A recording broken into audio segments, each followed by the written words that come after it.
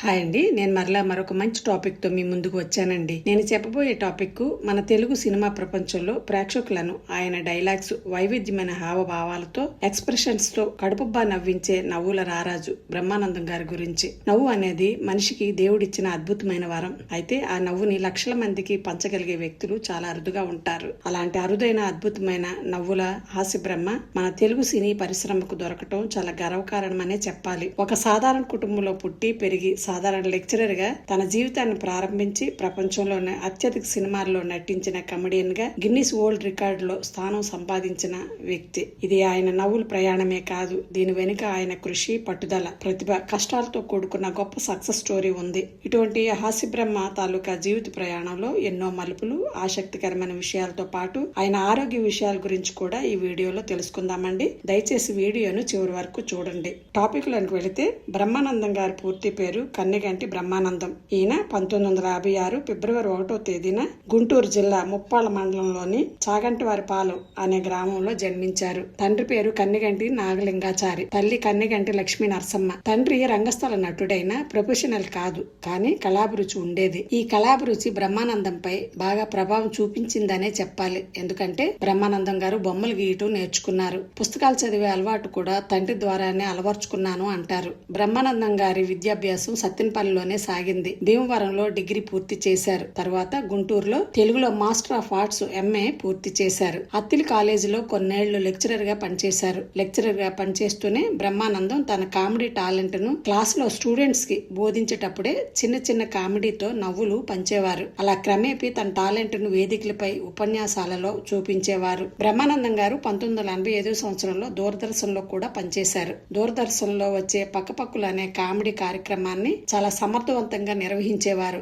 ఈ కార్యక్రమం ద్వారానే అతనికి మంచి స్పందన లభించింది. ప్రజలకు పరిచయం అయ్యారు కూడా. అత్తిలి కాలేజీలో లెక్చరర్ గా పనిచేసినప్పుడే అతను కొంతమంది వ్యక్తులను అనుకరిస్తూ ఉండేవారు. ఈ రకంగా అతని యొక్క టాలెంట్ ను గమనించిన దర్శకుడు వేజల సత్యనారాయణ గారు హీరో నరేష్ తో తీసిన సినిమాతో కెమెరా ముందుకి మేకప్ వేసుకుని వచ్చారు. తర్వాత 1987 సంవత్సరంలో జంధ్యాల గారి డైరెక్షన్ లో అహనా పిల్లంటే సినిమాలో అవకాశం వచ్చింది. ఈ సినిమా పిసినార్తనాన్ని ఆధారంగా చేసుకుని తీసిన సినిమా. ఈ సినిమాలో పాడి మీద పైసలు ఏరుకునే వెధవ, పోతావు రరే నాశనం అయిపోతావు అనే డైలాగ్ తో అరగుండు పాత్రలో నటించి ప్రేక్షకులను నవ్వించారు బ్రహ్మానందం గారు. తెలుగు సినిమా చరిత్రలో ఈ సినిమా ద్వారానే బ్రహ్మానందం గారి కెరీర్ మలుపు తిరిగింది. హాస్య బ్రహ్మ అనే పేరు కూడా ఈ సినిమా ద్వారానే వచ్చింది. జంధ్యాల గారు ప్రోత్సాహంతోనే నాకు మంచి అవకాశం లభించిందని బ్రహ్మానందం గారు చెప్పడం జరిగింది. మరలా జంధ్యాల గారి డైరెక్షన్ లోనే చంటబ్బాయి సినిమాలోను, పసివాడి ప్రాణం సినిమాలోను యాక్ట్ చేయడం జరిగింది. డైరెక్టర్ జంధ్యాల గారు, ప్రొడ్యూసర్ రామానాయుడు గారు, హీరో చిరంజీవి గారు ఆ రోజుల్లో మంచి ప్రోత్సాహం ఇచ్చారు అంటారు బ్రహ్మానందం గారు. దీని తర్వాత ఆయన వెనక్కి తిరిగి చూడలేదు. వందల సంఖ్యలో సినిమాల్లో నటిస్తూ తనకంటూ ఒక ప్రత్యేకమైన స్టైల్ ను క్రియేట్ చేసుకున్నారు. టాలీవుడ్ లో ఉన్న ప్రతి పెద్ద హీరోతో కలిసి ఆయన పనిచేశారు. ఆయన డైలాగ్స్, ఎక్స్ప్రెషన్స్ తో ప్రేక్షకులను కడుపుబ్బా నవ్వించారు. ముఖ్యంగా చిరంజీవి, నాగార్జున, వెంకటేష్, మహేష్ బాబు, బాలకృష్ణ ఇటువంటి పెద్ద హీరోలతో యాక్ట్ చేశారు. ఏ హీరో సినిమాలోనైనా బ్రహ్మానందం గారు తప్పనిసరిగా ఉండాల్సిందే. ముఖ్యంగా చిరంజీవితో బ్రహ్మానందం గారి కామెడీ అంటేనే స్పెషల్ గా ఉండేది. వీరిద్దరి కాంబినేషన్ లో వచ్చిన రౌడీ అల్లుడు, జగదేక వీరుడు అతిలోక సుందరి, పసివాడి ప్రాణం సినిమాల్లో పాత్ర చిన్నదైనా గుర్తుండిపోయే పాత్ర, వెంకటేష్ తో నువ్వు నాకు నచ్చావు, మల్లేశ్వరి సినిమాల్లో కామెడీ సూపర్ గా చేసి ప్రేక్షకులను ఎంతగానో నవ్వించారు. అలాగే నాగార్జునతో నిన్నే పెళ్లాడుతా, మన్మధుడు, కింగ్ సినిమాల్లో కూడా ఆయన కామెడీ సూపర్ అనే చెప్పాలి. బాలకృష్ణ, మహేష్ బాబు, అల్లు అర్జున్, జూనియర్ ఎన్టీఆర్ హీరోలతో కలిసి యాక్ట్ చేసి మంచి పేరును సంపాదించుకున్నారు. జూనియర్ ఎన్టీఆర్ తో చాలా సినిమాలు చేశారు. స్టూడెంట్ నెంబర్ 1, బృందావనం,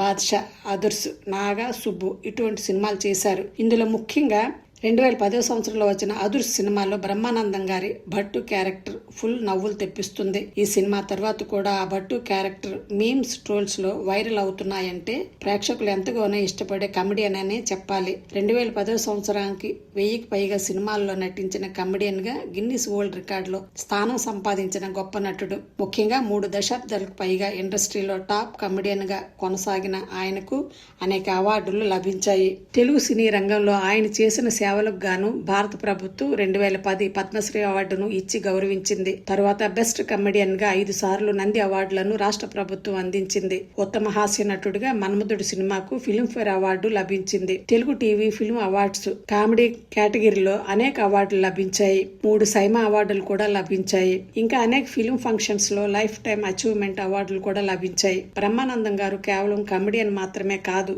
అవార్డుల పరంగా చూస్తే కూడా తెలుగు ఇండస్ట్రీలో ఆయన ఒక టాప్ లెజెండ్ అనే చెప్పవచ్చును. ఒక మనిషి తన నవ్వులతో కోట్లాది మంది హృదయాలలో స్థానం సంపాదించగలడా అంటే అది సాధ్యం చేసి చూపించిన వ్యక్తి బ్రహ్మానందం గారే. అయితే 2019 జనవరిలో బ్రహ్మానందం గారికి హార్ట్ కు సంబంధించిన సమస్య వచ్చింది. వెంటనే ముంబైలో బైపాస్ సర్జరీ చేయించుకున్నారు. అదృష్టవశాత్తు ఆపరేషన్ సక్సెస్ అయ్యి మరలా ఆయన ఆరోగ్యంగా తిరిగి వచ్చి సినిమాలను తగ్గించుకొని సెలెక్టివ్ గా సినిమాలను చేస్తున్నారు. ప్రస్తుతం ఆయన వయసు 70 సంవత్సరాలు. ఫంక్షన్స్ లో అప్పుడప్పుడు కనిపిస్తూ ప్రేక్షకులకు గాని తనను అభిమానించే అభిమానులకు గాని తన హావభావాలతోనూ తన మాటల్లో హాస్యాన్ని జోడించి చెప్పదలుచుకునే విషయాలను శుతిమెత్తగా చెప్తూ ఉంటారు. బ్రహ్మానందం గారి గురించి చెప్పాలంటే ఒక సాధారణ లెక్చరర్ గా ప్రారంభమైన ఆయన ప్రయాణం వేల సినిమాల్లో నటించి గిన్నిస్ వరల్డ్ రికార్డ్స్ లో స్థానం సంపాదించే స్థాయికి చేరుకున్నారంటే ఇది చిన్న విషయం కాదు. పద్మశ్రీ వంటి గౌరవాలు ఆయన ప్రతిభకు గుర్తింపు అయితే ప్రేక్షకుల నవ్వులు ఆయనకు వచ్చిన అతిపెద్ద అవార్డు అనే చెప్పవచ్చును. కాలం మారినా, హీరోలు మారినా,